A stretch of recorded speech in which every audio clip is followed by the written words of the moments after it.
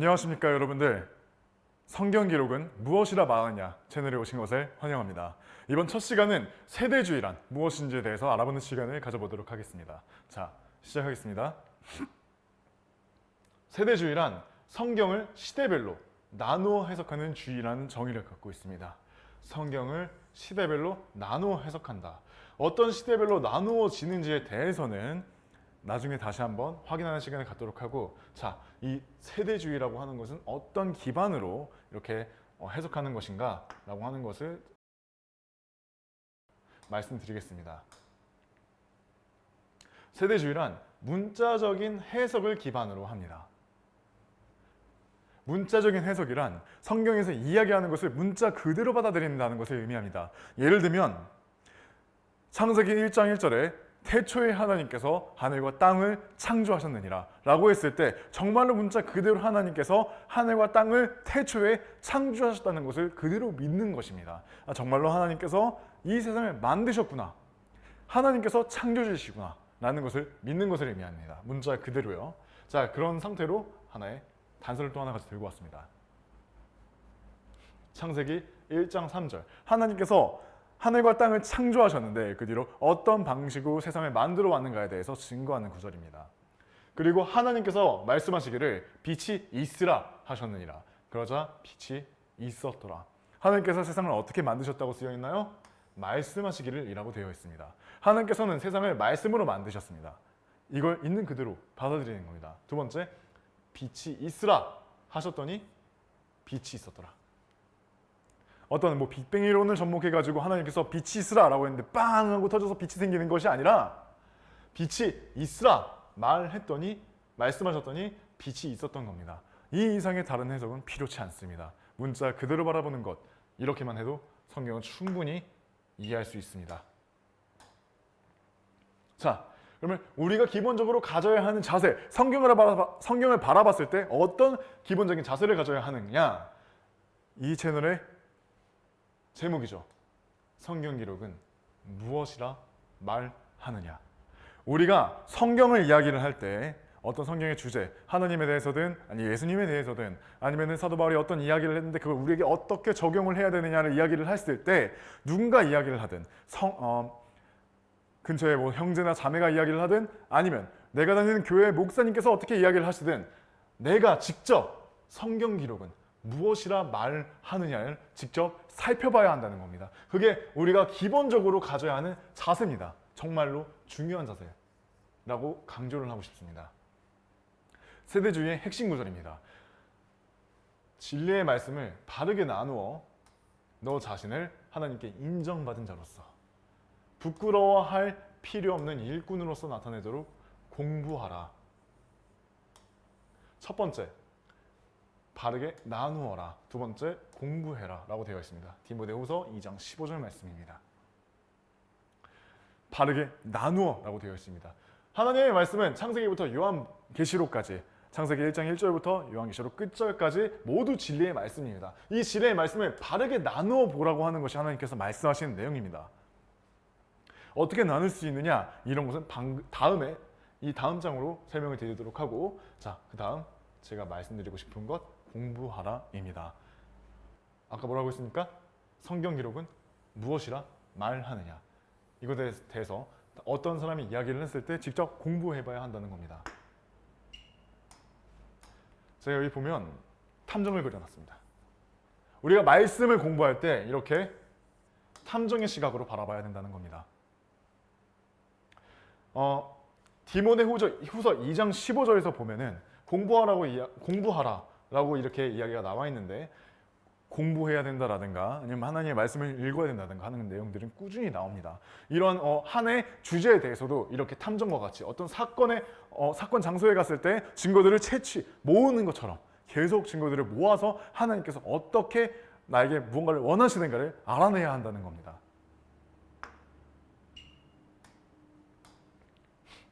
자, 이제 시대의 구분입니다. 첫 번째, 무죄 시대입니다. 시대를 어떻게 구분하느냐, 8가지로 나뉘는데 그 중에 첫 번째, 무죄 시대입니다. 무죄 시대란 말 그대로 죄가 존재하지 않았던 시대를 의미합니다.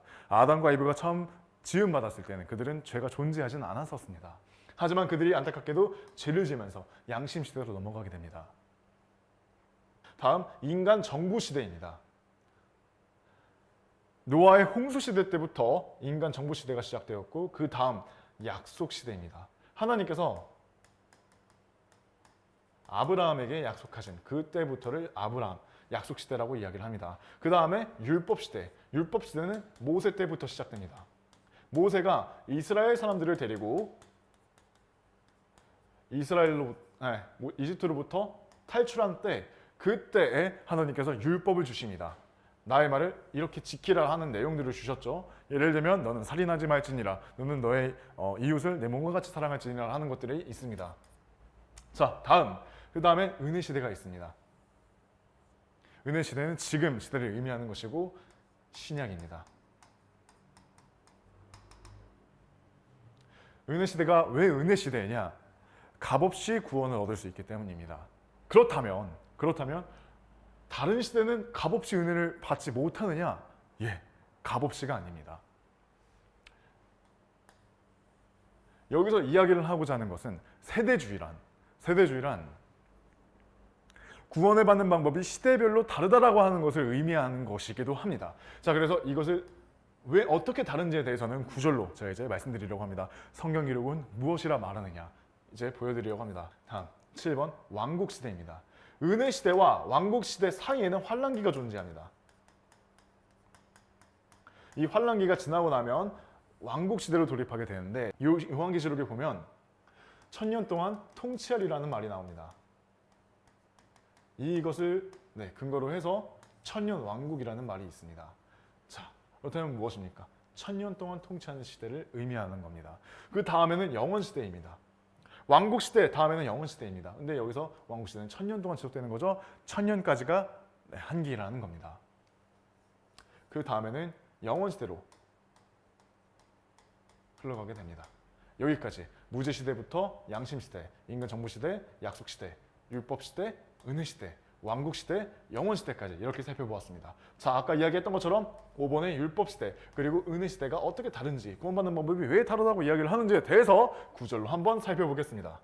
하박국 2장 4절입니다. 로마서를 보면은 사도 바울이 이 말씀을 인용을 합니다. 로마서 1장 17절에 보면 사도 바울은 이렇게 이야기합니다. 의인은 믿음으로 말미암아 살리라 라고 되어 있습니다. 하지만 하박국 2장 4절에서는 뭐라고 되어 있느냐? 의인은 자기 믿음으로 말미암아 살리라 라고 되어 있습니다. 그렇다면 무엇이냐? 하박국은 구약 시대에 쓰인 책입니다. 구약입니다. 그렇다면 구약에는 자기 믿음이 있었다는 말입니다. 다음으로 이사야서 64장 6절입니다. 그러나 우리는 모두 불결한 것 같고 우리의 모든 의는 더러운 누더기들 같나이다. 자, 우리의 모든 의. 구약 시대에는 자기 믿음이 있었습니다. 그리고 자기 의가 있었습니다. 무슨 말이냐? 구약 시대에는 자기 믿음과 자기 의로 구원받는 시대라는 말이 됩니다. 그렇다면 이렇게 이야기할 수 있습니다. 그렇다면 신약 시대는 자기 믿음으로 구원받는 것이 아니냐? 한번 보시죠. 갈라디아서 2장 20절. 많이들 아시는 구절입니다. 내가 그리스도와 함께 십자가에 못 박히나 그럼에도 나는 살아있노라. 그러나 내가 아니라 오직 그리스도께서 내 안에 사시는 것이라. 그런즉 이제 내가 육체 안에서 사는 삶은 나를 사랑하시어 나를 위하여 자신을 주신 하나님의 아들의 믿음으로 사는 것이라. 우리의 믿음이 아닙니다. 하나님의 아들의 믿음입니다. 다르죠? 자, 다음 구절 한번 보겠습니다. 우리 믿음은 우리가 가지고 있는 믿음입니다. 하지만 하나님의 아들의 믿음을 우리가 지금 현재 갖고 있으니까 구원받은 사람은 그렇습니다. 하지만 구원받지 않은 사람은 그게 아니라는 것을 제가 말씀드리고 싶은 겁니다. 자, 다음 구절. 에베소서 2장 8절입니다. 이는 너희가 은혜로 구원받은 것은 믿음을 통한 것이기 때문이니 이는 너희 자신에게서 난 것이 아니요 그것은 하나님의 선물이라. 많은 사람들이 이는 하나님의 선물이라고 하는 것은 이걸 적용을 할 때 구원에다가 적용을 합니다. 하지만 이것은 틀렸습니다.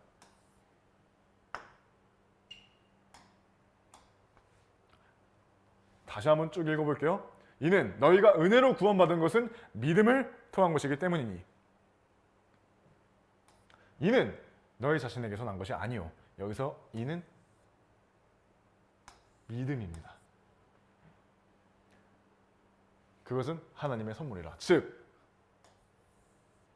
믿음은 하나님의 선물이다. 믿음은 하나님의 선물이다 라고 하는 것을 알 수 있습니다. 이 구절만 보더라도 우리는 구약과 신약이 다름을 벌써부터 알 수가 있습니다. 자, 그렇다면 어떻게 적용을 하느냐에 대해서 이야기를 해보겠습니다. 아까 디모데 후서 2장 15절에 대해서 이야기를 했을 때 진리의 말씀을 바르게 나누어 공부하라고 되어 있습니다. 이 나누는 방법에 대해서 이제 말씀을 드리려고 합니다. 첫 번째, 역사적인 적용입니다. 역사적인 적용. 여기서 이제 일어났던 일들이, 성경에서 일어난 일들이 모두 정말로 역사적으로 일어났던 일이다 라고 믿는 것입니다. 창세기 1장 1절. 태초에 하나님께서 하늘과 땅을 창조하시니라. 그리고 창조하셨느니라.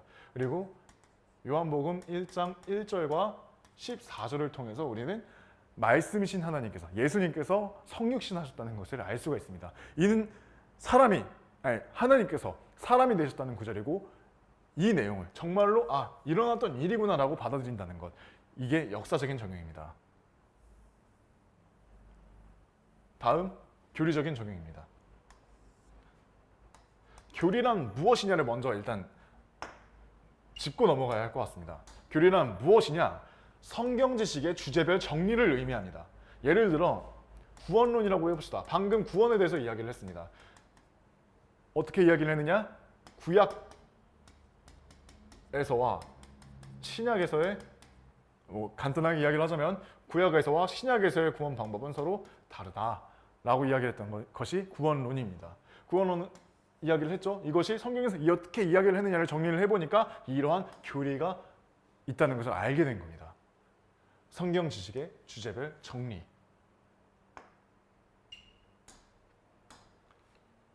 여기서 교리적인 적용을 할 수 있는 것은 나누어 보았을 때 교리적으로 누구에게 적용되어야 되는 것이냐. 예를 들면 우리가 율법을 지켜야 하나요? 우리가 율법을 지켜야만 합니까? 구원받은 그리스도인들은 지금 현재 상황에서는 율법을 지켜야만 하는 것은 아닙니다. 율법은 선하기 때문에 지키면 좋습니다. 하지만 율법을 지켜야만 하는 것으로 우리는 명령을 받은 적이 없습니다. 이는 왜 그렇습니까?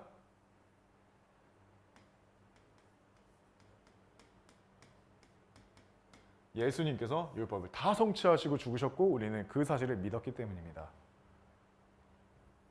죽으신 것뿐만이 아니죠. 죽으시고 묻히시고 부활하셨다는 사실까지입니다. 장사하시고 난 다음에 부활하셨다는 사실. 이걸로 인해서 우리는 그리스도의 부활에 참여하는 사람이 되는 것입니다. 이미 성취한 율법입니다. 우리에게는요. 자, 다음 교훈적인 적용입니다. 많은 사람들이 오해를 하는 것이 있습니다.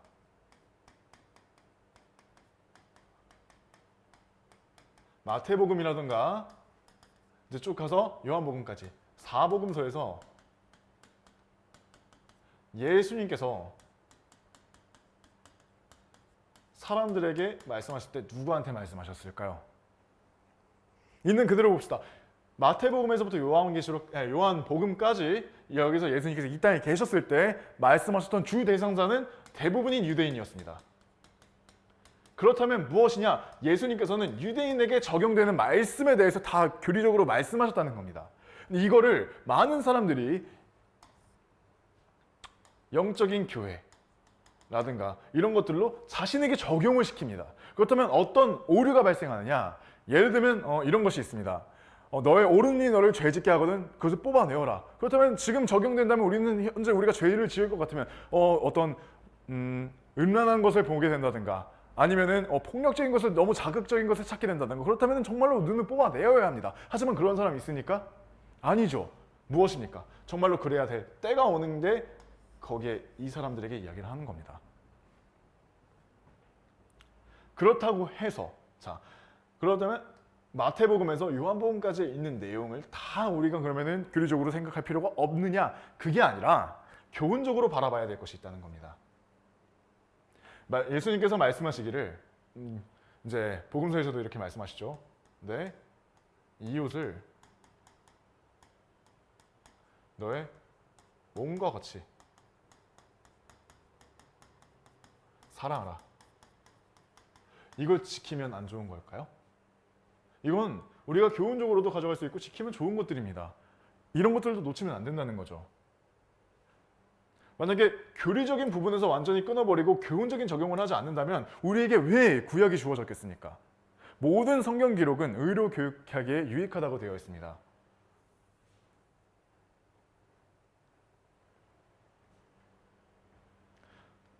이런 역사적인 적용, 교리적인 적용, 교훈적인 적용으로 우리는 성경을 창세기부터 요한계시록까지 읽어보면서 많은 것들의 유익을 얻고 성장을 하는 것입니다. 모두가 놓치는 게 있습니다. 모두가 놓치는 것. 사람은 이해가 안 되면 추측을 하게 된다는 겁니다. 많은 사람들이 지금 현재 이제 빅뱅 이론이 이제 과학에서 사람들이 대부분 믿고 있는 것들이니까 아까 이야기했던 것을 그대로 들고 오면 창세기 1장 3절에서 하나님께서 빛이 있으라 하고 말씀하셨는데 빛이 있었습니다. 근데 그런 것들을 이해를 못하니까 아 이게 빅뱅 이론인가 보다 이렇게 접목을 시키게 되는 거죠. 이해가 안 되면 혹은 믿어지지 않으면 믿지 못하겠으면 추측을 하는 거죠. 다른 것들을 덧붙여서. 하지만 그러면 안 됩니다. 이해가 안 되더라도 계속해서 읽어가면 여태까지 읽었던 것들이 증거가 되어서 나중에 내가 이해가 안 되었던 것들을 풀어주게 됩니다. 이게 성경을 읽으면서 알아야 되는 것입니다. 히브리서 1장 1절을 읽어보면 아는 것들이 하나님께서는 많은 세대에 걸쳐서 다양하게 풀어주셨습니다. 하나님의 말씀을요. 근데 우리가 무엇을 하고 성경을 보자마자 바로 이해를 해야 된다는 말입니까?